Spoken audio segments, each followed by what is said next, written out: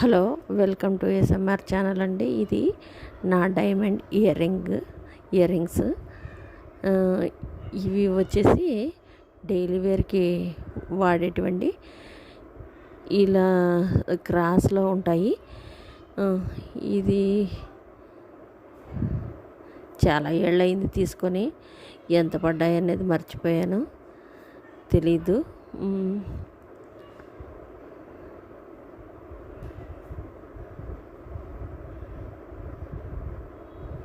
ఇవి డైలీ వేర్కి వాడతానండి నేను.